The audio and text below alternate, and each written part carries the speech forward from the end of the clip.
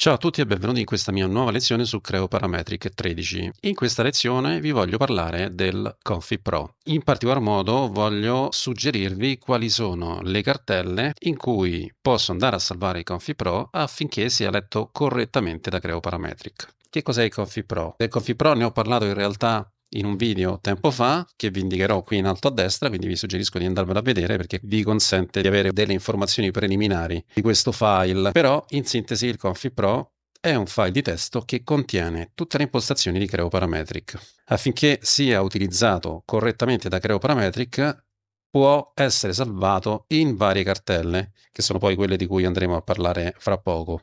Il Config Pro può essere modificato sia tramite un editor di testo, anche molto semplice come il blocco note, ma anche all'interno di Creo Parametric andando sul seguente strumento che troviamo sotto File, Opzioni, Editor Configurazione, e qui andiamo a vedere tutte le opzioni che sono scritte all'interno del Config Pro che stiamo utilizzando, che sono poi queste che vediamo qui a sinistra, con i loro relativi valori, che sono elencati in questa colonna.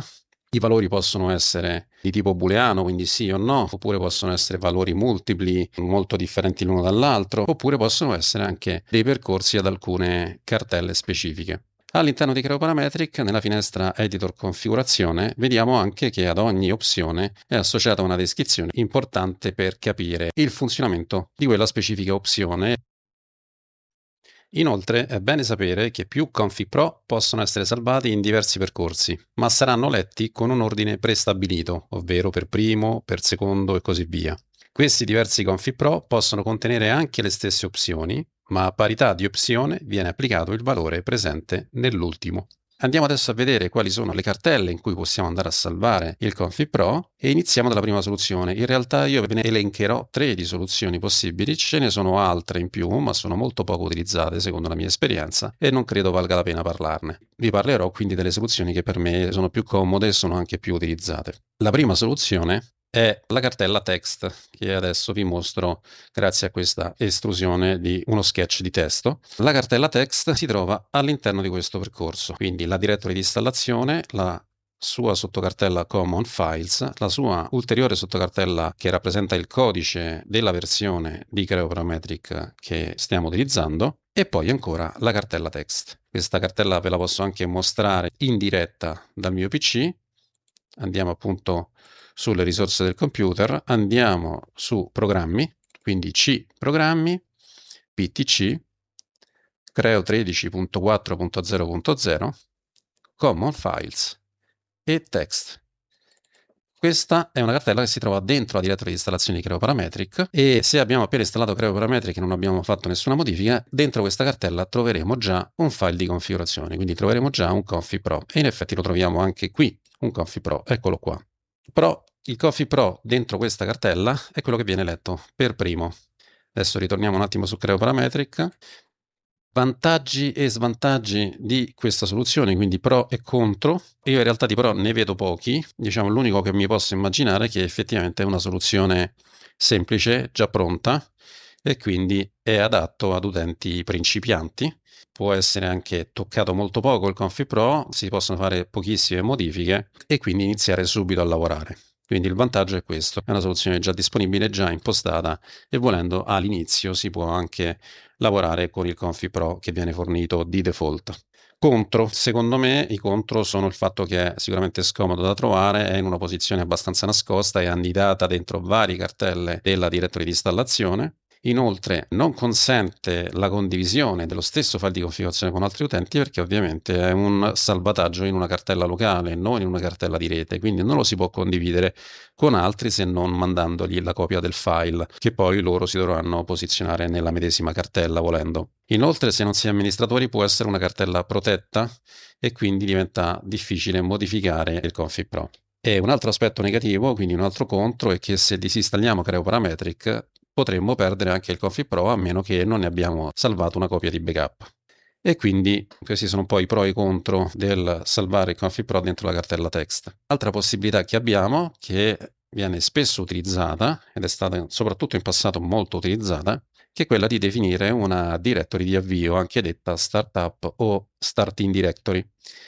Come si definisce la directory di avvio? La directory di avvio si definisce agendo sull'icona di lancio di Creo Parametric, quindi la selezioniamo, facciamo tasto destro proprietà e nel campo da, che in inglese viene definito start in, andiamo a definire il percorso della cartella dove andremo a salvare il ConfiPro. Il ConfiPro salvato in questa cartella viene letto successivamente a quello salvato nella cartella text. Uno dei pro è che questa soluzione consente di definire un percorso personalizzato della cartella di configurazione e in particolar modo all'esterno della direttoria di installazione. E quindi può essere anche una cartella di rete e quindi può essere una cartella condivisa con più utenti. E questo è un aspetto molto positivo, soprattutto in aziende medio-grandi, dove ci possono essere più progettisti che magari devono lavorare tutti con gli stessi standard, con le stesse impostazioni, e quindi è bene che utilizzino il medesimo file di configurazione. Altro aspetto positivo, quindi altro pro, è che utilizzare una directory di avvio ci consente molto probabilmente di modificare facilmente il ConfiPro, ma anche il contenuto della stessa cartella, anche se non si è amministratori. Altro vantaggio, quindi altro pro, è che se disinstalliamo Creo non perdiamo la cartella di configurazione. E inoltre, se installiamo nuove versioni di Creo Parametric, potranno leggere sempre la stessa cartella di configurazione. I contro che trovo sono che la cartella di configurazione, quindi la diretta di avvio, in questo caso, utilizzando questa funzionalità, aspettate che ritorno un attimo su Creo Parametric, viene letta anche come cartella di lavoro, come directory di lavoro di default, e questo fa sì che se non facciamo attenzione a cambiare immediatamente la directory di lavoro, potremmo andare accidentalmente a sporcare la cartella di configurazione con dei salvataggi accidentali, ma anche con tutta una serie di log, quindi di file di testo che Creo Parametric genera nella directory di lavoro quando effettuiamo alcune operazioni che possono essere operazioni di analisi, di misura o simili. E quindi la cartella di configurazione si può sporcare, può diventare molto disordinata, di conseguenza saremo costretti, a mio avviso, periodicamente di andarla a pulire un po' per renderla più ordinata, più leggibile e più gestibile. E quindi questi sono alcuni dei contro che mi immagino. C'è un'ultima soluzione, che è quella che preferisco, che è in realtà disponibile da Creo 9 in poi, che è quella di definire una variabile d'ambiente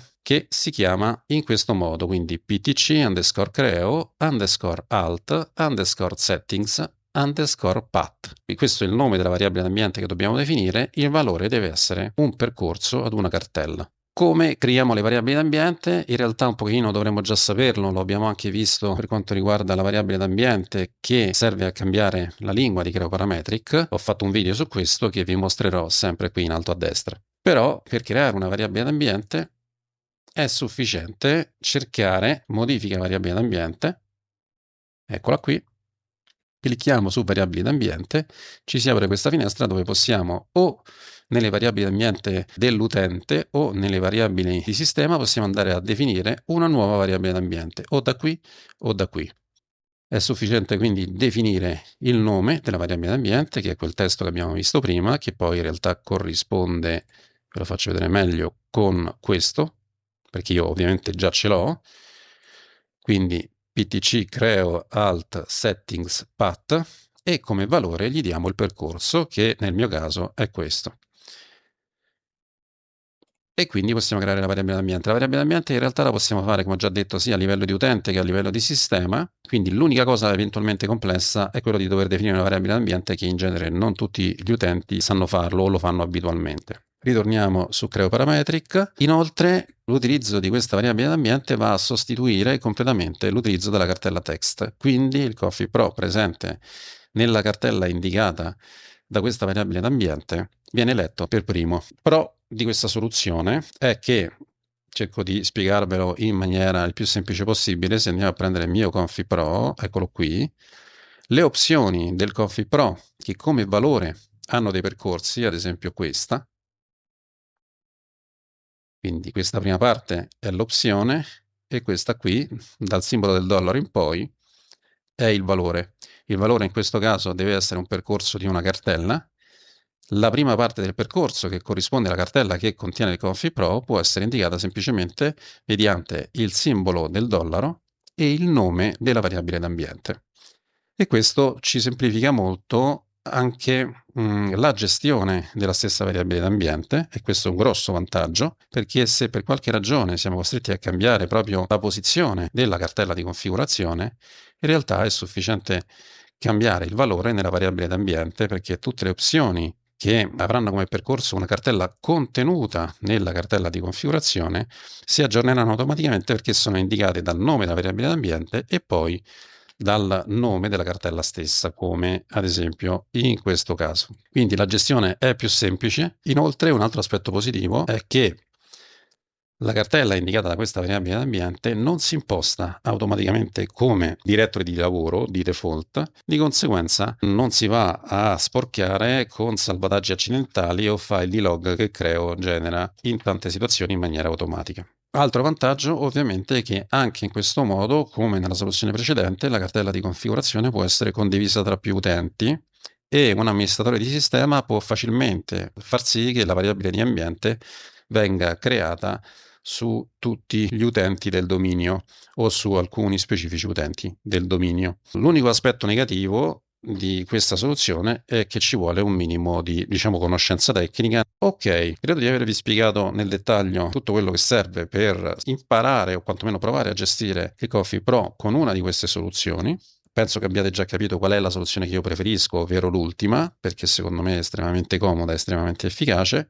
Fatemi sapere nei commenti cosa ne pensate voi, quale soluzione state utilizzando o quale si addice di più alla vostra situazione. Inoltre, abbiamo quasi concluso. Se il video vi è stato utile, iscrivetevi al canale perché è una cosa che mi aiuta molto. Detto ciò, vi saluto e ci vediamo alla prossima lezione. Un abbraccio a tutti, ciao!